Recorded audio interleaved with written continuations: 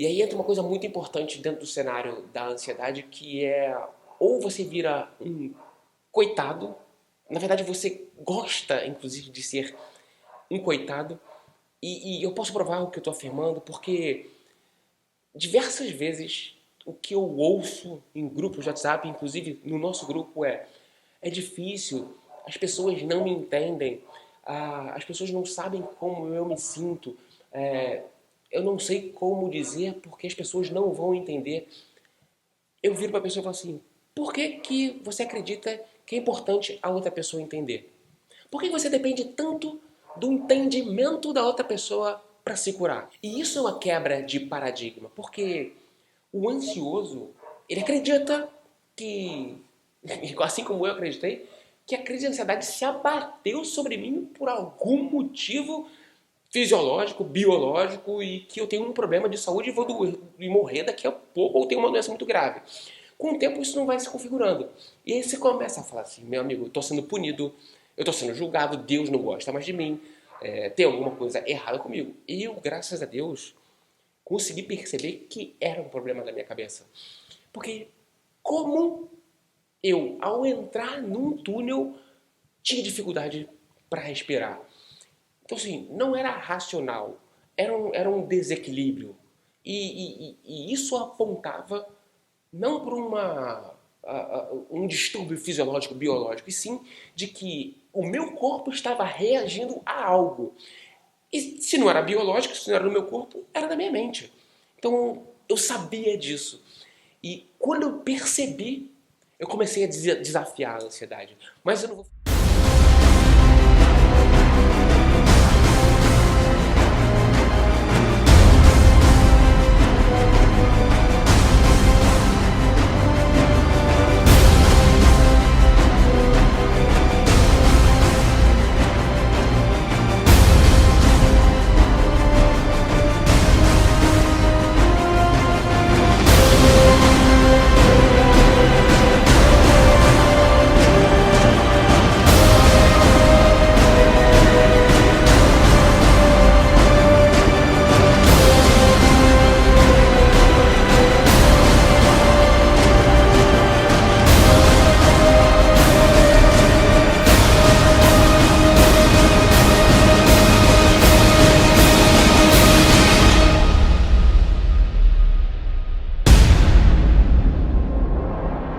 Uma coisa que a gente vive muito, e eu vivi isso na pele em 2010, é que tudo é no superlativo. Tudo é no aumentativo para cima. Você não só sente. É engraçado, a crise de ansiedade para mim ela despertou um lado meu de muita, e eu conto isso no e-book, de muita sensibilidade. Então parecia que eu era uma antena parabólica. Em todos os sentidos. Eu conseguia captar a energia da pessoa que estava do meu lado, eu conseguia captar a energia do ambiente.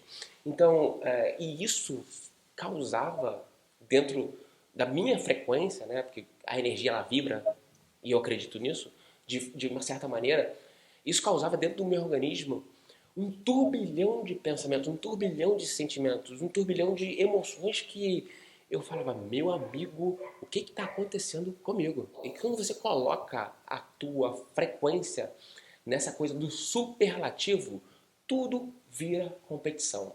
É competição de quem sofre mais, é competição de quem está mais ferrado, é competição de quem sente mais daquilo que está sendo discutido, é competição de tudo. Você quer ser o melhor do mais ferrado. É impressionante isso. Parece que é o problema do século e quase que como uma qualidade também. Eu sou muito ansioso, por isso que eu sou assim. Eu sou muito perfeccionista, é por isso que eu sou assim. E as pessoas acabam atribuindo, por não conseguir explicar o que acontece nas suas vidas, à ansiedade. O problema central é a ansiedade. As pessoas não sabem explicar. Porque elas não atingem, porque elas não fazem as coisas e elas atribuem simplesmente a ansiedade. Só que existe um perigo em você querer competir pelo coitadismo. Você acaba se acostumando pelo consolo. E o consolo acaba virando uma muleta. É, você acaba configurando a sua nova personalidade de pessoa ansiosa àquela condição. E você começa a entrar numa espiral de correr, querer atrás do rabo. E para sair disso é muito difícil. Todo mundo acha você coitado, todo mundo tem pena de você e você automaticamente gosta dessa situação. E aí é que mora o perigo. Você realmente precisa disso? Eu sei que é uma pergunta difícil de responder e esse é o meu método de trabalho, é confrontar. Eu não vou passar a mão na cabeça, já falei isso aqui antes. Eu vou muito mais te confrontar para ver, para você perceber que o que você acredita não se sustenta. Entende isso? Hoje você busca coisas que te afirmam. Eu vou lá e destruo isso, porque isso não serve para você.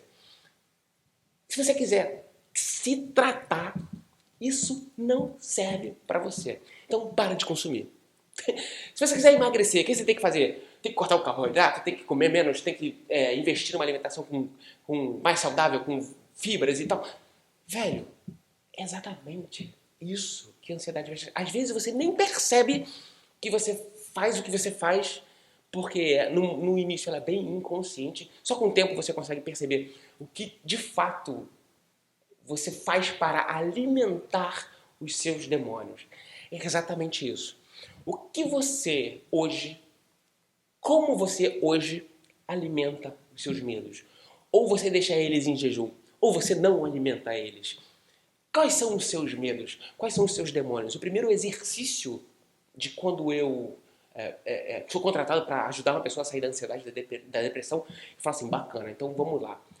Agora que você decidiu de fato, elenca para mim, escreve.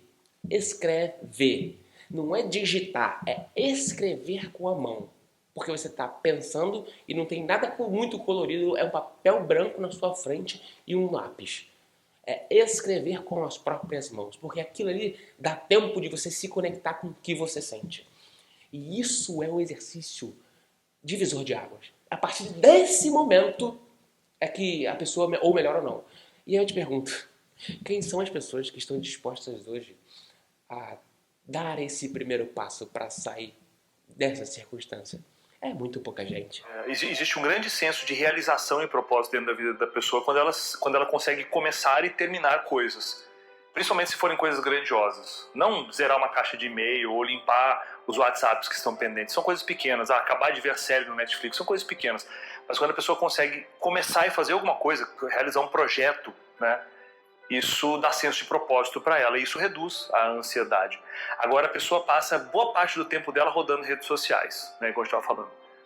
E isso impede que o tempo livre dela, em vez de ser para realizar projetos grandiosos, acaba sendo comido com as redes sociais. E aí, nisso ela acaba se comparando com outras pessoas dentro das redes sociais, porque ela vê só a versão editada da vida das pessoas, só o melhor que a vida das pessoas tem. E isso faz com que ela não realize o que ela precisa realizar, e não realizando, ela se compara com as outras pessoas, e aí ela começa a se perguntar, o que eu fiz essa semana, o que eu fiz esse mês, e essa resposta não fecha. E aí aumenta o nível de ansiedade, que é essa angústia, que ela não sabe explicar o que é, um vazio, e a pessoa dá o nome de ansiedade. E aí não fazendo, não realizando, não colocando energia para poder concretizar aquilo, o que acaba acontecendo? Ela se vê com muitas pendências, pequenas pendências, eu chamo isso de diabinhos. São pequenas vozes que ficam perturbando a pessoa. Vozes que ficam dizendo para ela, você não tem feito atividade física, faz muito tempo que você não dá atenção para os seus clientes, faz muito tempo que você não lê um artigo interessante, aqueles projetos da sua empresa estão atrasados, quando é que você realmente vai fazer diferença na vida? E todas essas pendências, elas vêm na mente e ocupam espaço, são pequenos diabinhos, entende? E não adianta você falar para esses diabinhos algo do tipo, olha, relaxa que eu vou fazer isso depois, porque o depois não vai acontecer, porque você não tá determinando quando você vai realizar aquilo. A maioria das pessoas faz isso. E ela diz para essa voz interna, né? Fica quieta que depois eu vou fazer isso. E esse depois nunca vem, porque ela está ocupada alimentando esse ciclo vicioso. E a pessoa que ela sofre de transtorno de ansiedade e está numa crise de ansiedade, ela fica muito boa em julgar. É impressionante. Ela vira uma julgadora. Mas ela vira uma julgadora para se proteger. Ela não sabe, mas ela julga para se proteger. O problema é que existe um ciclo de proteção, afirmação e proteção de novo, que é o julgar, o se punir e o se condenar. Quando você julga, é automático. Automático. automaticamente você se pune. Se você só se julgar, assim, fiz merda, tá bom, o que eu vou fazer para melhorar? Não, o ansioso está no superlativo, ele está sempre esperando o próximo passo, ele está sempre consumindo, querendo fazer o próximo passo. Então, julgou, se puniu. Quando você se pune, você se condena. Então, julgar. Por que o ansioso julga tudo? Para se proteger. Então, se ele está num relacionamento, ele quer julgar por que a pessoa não deu bom dia para ele. Ele quer julgar por que você não deu boa noite para quem você ama. Por que a sua família briga. E automaticamente, quando você faz essas questões para você, que não necessariamente tem a ver com você, às vezes a pessoa... Você esqueceu? Aí você tá pensando, você que é ansioso. Você esqueceu, mas não gosta de mim. Então, tá vendo? Mas você não tem esse direito, sabe? Que direito você tem de exigir algo de uma outra pessoa? De uma demonstração de afeto de uma outra pessoa? E quando eu faço essa pergunta para quem tá na minha frente lá, tratando da ansiedade, ela se assusta. Porque, de fato, não existe direito sobre a pessoa que tá na nossa frente. Então, por isso se torna um tratamento rápido, né? Relativamente rápido. Julgamento, por que eu julgo? Para me proteger de uma decepção, para me proteger de uma frustração, para me proteger de coisas nocivas que vão me machucar. Só que quando eu julgo, eu puno. E a punição serve para afirmar. Quando você está lá num julgamento de alguém, vamos teatralizar aqui o negócio. Você está num julgamento de alguém. Aquela pessoa foi condenada porque ela foi culpada de um crime. Estamos punindo ela a 10 anos de prisão, o que for. Quando você pune, o que você está fazendo? Você está afirmando que o que ela fez foi negativo. Só que geralmente o ansioso leva isso para ele. Então eu estou afirmando para mim que eu não deveria ter pensado daquela maneira, ou eu não deveria ter agido daquela maneira porque eu posso sofrer as consequências, ou vou sofrer as consequências. Tá entendendo como é que funciona? Só que do ponto de vista da pré-história, o julgar sempre fez parte da nossa vida. Então a gente precisava, no passado muito distante, quando a gente não tinha nem civilização direito, a gente precisava antever o cenário. E a forma da gente antever o cenário era distinguir a ameaça da oportunidade. O fato de só você ter que distinguir uma oportunidade de uma ameaça, ou seja, um alimento, um boi, uma vaca, para o nosso ancestral, poderia significar uma oportunidade ou uma ameaça, depende da circunstância que ele estava. Então ele necessariamente precisou aprender a julgar. A gente aprendeu a julgar para sobreviver. Isso faz parte da nossa história. A gente viveu isso com 10 mil anos antes de Cristo e a gente leva isso para a nossa realidade atual. Por quê? A gente aprendeu que julgar é sinônimo de sobreviver. Só que com o passar do tempo, a gente não precisou mais se colocar nesse cenário de oportunidade e ameaça. Porque a sociedade foi evoluindo. E automaticamente que ela foi evoluindo, a oferta de alimento foi melhorando. A gente não precisava mais passar por aquelas situações. Só que no nosso DNA ainda estava a necessidade de julgar. E quando a gente percebeu que não precisava mais julgar a ameaça física da oportunidade física, fisiológica, a gente adotou o julgamento para uma necessidade emocional. Então a gente julga para se proteger. E quando você julga, vem toda aquela coisa que a gente já falou. Do punir e do se condenar. E o grande lance da coisa é você perceber que julgar não te leva a nada. Julgar...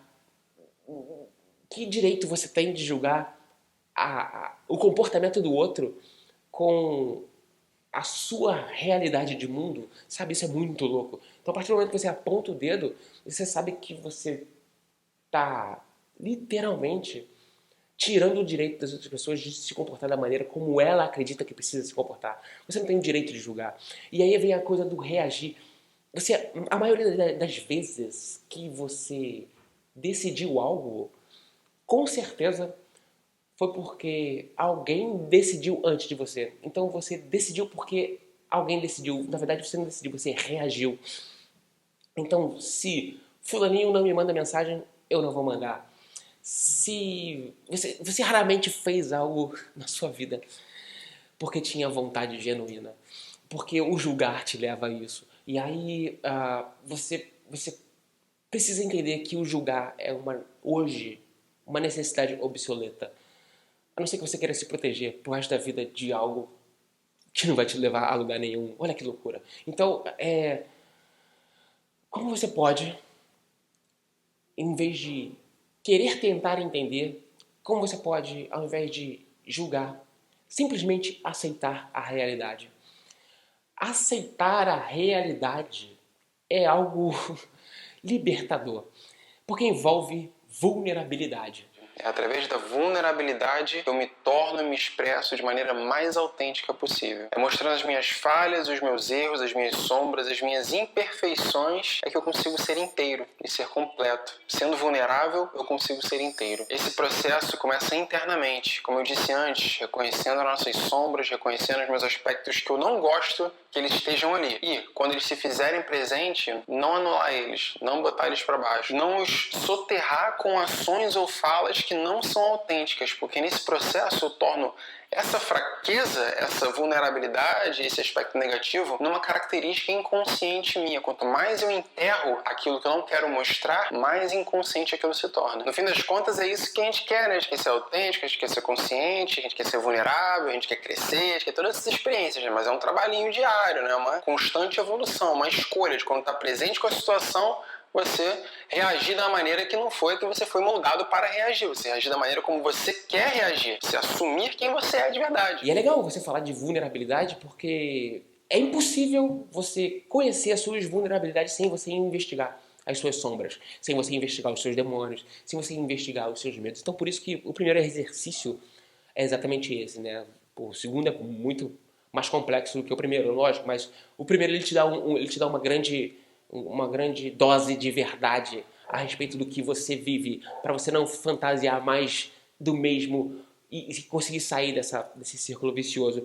Então, a partir do momento que você aceitar, você está pronto para descobrir o poder da vulnerabilidade. Você está pronto para se relacionar com a crise de ansiedade.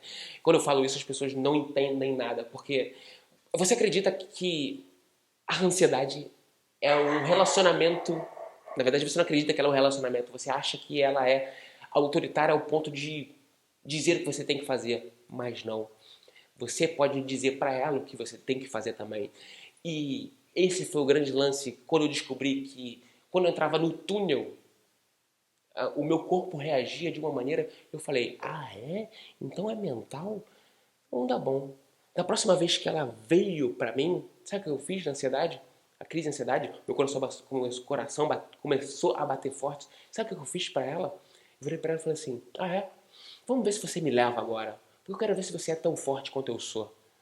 E aí, velho, eu comecei a desautorizar a ansiedade, a crise de ansiedade. Eu comecei a tirar o poder dela. E eu mostrei pra ela quem é que manda nesse negócio. Então, olha que loucura.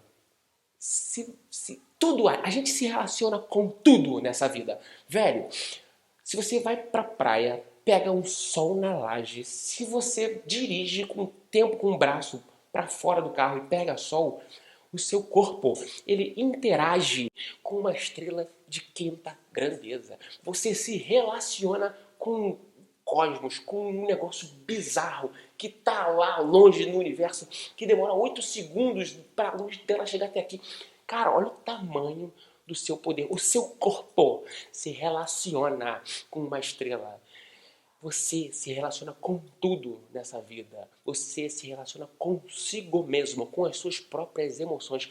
Você acha que a crise de ansiedade que você sofre é grande? Você acha que ela tem mais poder do que você? Você acha que ela te derrubou e você não pode fazer nada a respeito? Começa a desafiar ela para ver o que acontece. Começa a tirar o poder dela com os desafios. Na próxima vez que ela vier na sua vida, você para, pensa, tá bom, estou preparado para ir. Vê se você vai. E perceba o quanto você vai sair melhor desse desafio. E isso não é nem um desafio, nem um exercício que eu coloco nas minhas sessões. Isso acontece naturalmente. Porque o bate-papo acontece e a gente percebe que a pessoa vai se empoderando. Então, o nível da crise vai diminuindo, os sintomas vai diminuindo, né? A manifestação, o poder dos sintomas vai diminuindo. Por quê? Porque você ganha poder. E quando você ganha poder, você fica maior. E aí você, velho, mais uma vez, pensa nisso, cara. Você interage com uma estrela de quinta grandeza. Você acha que uma crise de ansiedade vai tirar a sua vida? Não vai. Só assim, galera, só trazendo luz, só permitindo que haja, permitindo que exista, permitindo que seja criado as nossas sombras, as nossas imperfeições, é que nós podemos melhorar elas e conscientemente, podemos nos tornar a melhor versão de nós mesmos, podemos nos tornar cada vez mais autênticos. Não quer dizer que a gente tem que sair por aí falando tudo que a gente pensa e sendo estúpido com as pessoas à nossa volta, mas sim expressar através de nossas ações e falas as nossas verdades. O jogo é de longo prazo, para tudo, para relacionamento, para fitness, para finanças. Ninguém enriquece da noite pro dia, ninguém fica com a barriga trincada da noite pro dia, ninguém constrói um relacionamento forte e incrível da noite pro dia. Tudo que é da noite pro dia você pode desconfiar, tem alguma coisa por trás. Outro elemento é a pessoa entender que ela precisa viver realmente o poder do agora. Existem coisas magníficas acontecendo ao redor dela, mas ela não percebe. Ela não consegue perceber mais, talvez, o sorriso da pessoa que a ama, ela não consegue mais sentir o prazer da comida que ela come, ela não consegue ver mais um pôr do sol, porque ela está sempre vivendo no futuro. A pessoa não vive no seu presente. Ela sofre com o passado e se preocupa com o futuro, e o presente, que é a única realidade da vida dela, ela não vive. Você fica imaginando aquilo, você acredita piamente naquilo que você está pensando, se torna verdade o seu pensamento, você agarra o pensamento, acredita nele e vivencia ele. Se o pensamento é trágico, você entra na tragédia, você vivencia a tragédia. E eu vivenciava isso com muita frequência. Só que vulnerabilidade, aceitar, né, é o primeiro passo para você se livrar dessa circunstância. Então, existe o aceitar, o investigar, o enfrentar e o ressignificar. E eu não vou dizer o que você tem que... do que a gente está falando agora, porque isso é papo para o nosso terceiro vídeo. E aí, tá gostando da nossa semana da ansiedade revelada, do nosso documentário? Esse foi o nosso segundo episódio. Eu quero saber o seguinte, por que você ainda não está no nosso grupo de WhatsApp? Por que você ainda não fez o teste de perfil de ansiedade e por que você ainda não leu o meu e-book? Nele eu revelo para você como eu saí da minha crise de ansiedade em 2010 sem o uso de nenhum tipo de medicamento. E eu vou além. Eu mostro para você o que os médicos, especialistas, psicólogos, psicanalistas escondem de você, e eu aponto o dedo e digo que eles não estão preparados para atender, não estão capacitados para atender a origem daquilo que se manifesta como crise de ansiedade. Eles são muito bons em tratar dos sintomas, mas eles não são bons, eles não estão capacitados para solucionar a causa do problema. No meu e-book você consegue. No próximo vídeo a gente vai falar sobre os sabotadores da cura e eu quero contar com você. Comenta aqui. Manda o link para mim lá do grupo, manda o link do livro, manda o link do teste. Quero fazer. Tô te esperando.